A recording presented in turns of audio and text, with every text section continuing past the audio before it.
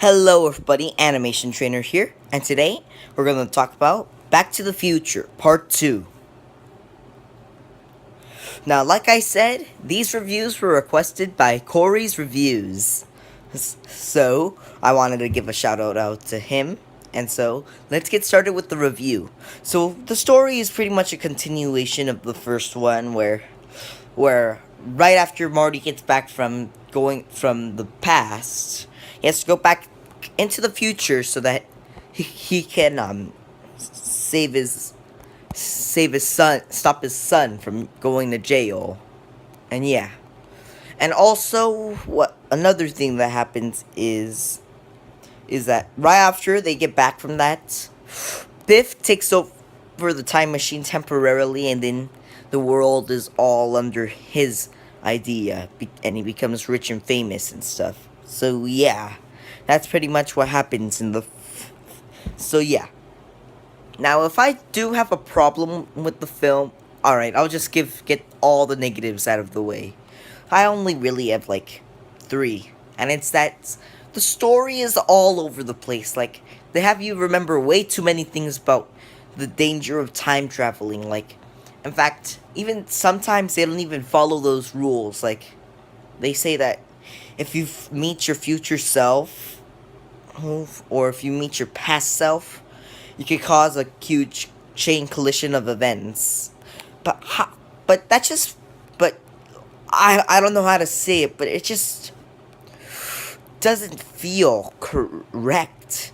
Like, I feel that, like, one time Biff and other Biff, young Biff and old Biff talk to each other, but however, nothing happens at all. Yeah, and I thought that was really weird. Yeah. And the movie is slightly predictable. Not extremely predictable, just slightly. Yeah. And my last problem with the film is Jennifer.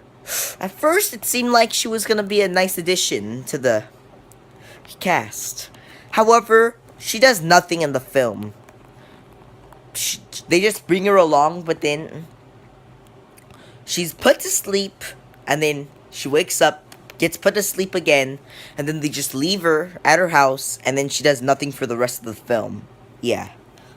Now let's move on to the positives, which there are a lot of positives. The story, like I said in the first review, is very creative with the ways that they handle everything. And it is unique how they set up the future. Of course, it's obviously not how it is now, because they go to 2015, and yeah, we don't have floating skateboards in 2015. No, we have rolling skateboards. No, wasn't funny. Aw. Alright. And I still really like the main cast. Like, I still really enjoy Marty's character and Doc's character. And Biff is really well portrayed as a villain. Yeah, I felt he was very intimidating, and yeah. And he was a big step up from the last film. Yeah. Yeah. And the effects definitely look nice, considering this film came out in 1987 or 88. I forgot what year. Yeah, it looks really nice. Like, the lightning effect from the last film comes out in this one once again. And their portrayal of the future looks very nice as well. Yeah.